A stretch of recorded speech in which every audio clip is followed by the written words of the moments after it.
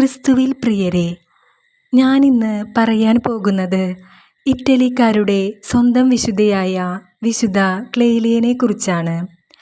ഇറ്റലിയിലെ ബുദ്രിയ എന്ന പട്ടണത്തിൽ 1847 ഫെബ്രുവരി 13 ബർബേരി കുടുംബത്തിലാണ് അവൾ ജനിച്ചത്.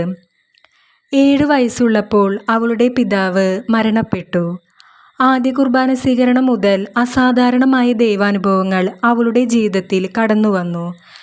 ഇടവകയിലെ പ്രവർത്തനങ്ങളിൽ സജീവയായിരുന്ന വിശുദ്ധയെ ഇടവ വൈദികൻ മത അധ്യാപികയായി നിയോഗിച്ചു. തന്നെ ഏൽപ്പിച്ച ജോലിയിലെല്ലാം അവൾ വളരെ ആത്മാർത്ഥതയുള്ളവൾ ആയിരുന്നു. വിശുദ്ധി, അസമാന കഴിവുകൾ എന്നിവ കണ്ട് വിശുദ്ധയെ ഇടവക വികാരി യുവതികൾക്ക് വിദ്യാഭ്യാസം നൽകുന്നതിനായി നിയോഗിച്ചു.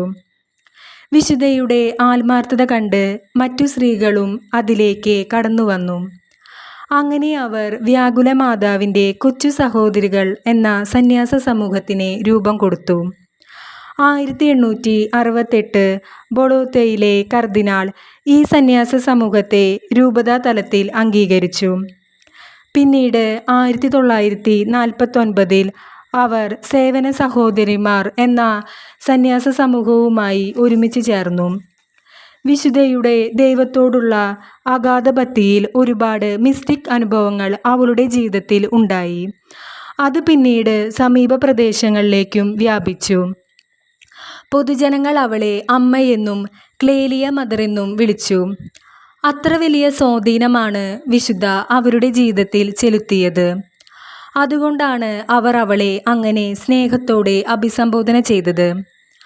1870 ജൂലൈ 13 വിശുദ്ധയുടെ 23-ാം വയസ്സിൽ അവൾ സ്വർഗത്തിലേക്ക് എടുക്കപ്പെട്ടു. 1989 ഏപ്രിൽ 9 ജോൺ പോൾ രണ്ടാമൻ പാപ്പ അവളെ വിശുദ്ധയുടെ പദവിയിലേക്ക് നിയോഗിച്ചു. വിശുദ്ധയുടെ അഗാധമായ ഭക്തി അവളെ ജനത്തിലേക്ക് ആകർഷിച്ചു.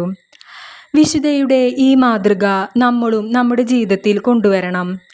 ഒരുപാട് ലൗകിക സുഖങ്ങൾ നിറഞ്ഞ ഈ ലോകത്ത് നമ്മളും ഒരുപാട് തെറ്റുകളിൽ വീണു പോകുന്നുണ്ട്. പക്ഷേ നമ്മൾ ദൈവത്തോട് കൂടുതൽ അടുത്താൽ നമ്മൾ ഒരിക്കലും ആ വഴിയിൽ നീങ്ങില്ല.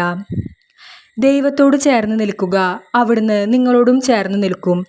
ഈ വചനത്തിലൂടെ നമ്മുടെ ജീവിതത്തെ ക്രമപ്പെടുത്താൻ നമുക്ക് സാധിക്കണം. അതിനെ നമ്മെ സഹായിക്കുന്നതാണ് വിശുദ്ധ കുർബാനയും ജപമാലയും ബൈബിൾ വായനയും. അത് നമ്മുടെ നിത്യജീവിതത്തിൽ എന്നും ഉണ്ടായിരിക്കണം. എല്ലാ ദിവസവും നമ്മൾ വിശുദ്ധ കുർബാനയിൽ പങ്കെടുത്ത് ദൈവത്തെ സ്വീകരിക്കണം. അങ്ങനെ ഈശോ നമ്മുടെ ഉള്ളിൽ എന്നും വസിക്കണം. അതുപോലെ ജപമാലയും ചൊല്ലി പരിശുദ്ധ അമ്മയോട് കൂടുതൽ അടുത്തിരിക്കാൻ നമ്മൾ ശ്രമിക്കണം. ജപമാല ചൊല്ലുന്ന ഒരാളും നശിച്ചു പോകാൻ ദൈവവും പരിശുദ്ധ അമ്മയും അനുവദിക്കില്ല. പ്രാർത്ഥിക്കുമ്പോൾ നമ്മൾ ദൈവത്തോട് പറയുന്നു, എന്നാൽ ദൈവവചനം വായിക്കുമ്പോൾ ദൈവം നമ്മളോട് സംസാരിക്കുന്നു. അതുകൊണ്ട് ബൈബിൾ വായന നമ്മുടെ ജീവിതത്തിൽ മുടക്കരുത്. കാരണം നമ്മുടെ എല്ലാ പ്രശ്നങ്ങൾക്കുമുള്ള പരിഹാരമാണ് ദൈവത്തിൻ്റെ വചനം. നമുക്കും നമ്മുടെ ഇനിയുള്ള ദിവസങ്ങൾ ദൈവത്തോട് കൂടുതൽ അടുത്തിരിക്കാൻ ശ്രമിക്കാം. എല്ലാവർക്കും വിശുദ്ധ ക്ലേലിയയുടെ പ്രാർത്ഥന മംഗളങ്ങൾ പറഞ്ഞുകൊണ്ട് നിർത്തുന്നു. ദൈവം നിങ്ങളെ എല്ലാവരെയും സമൃദ്ധമായി അനുഗ്രഹിക്കട്ടെ.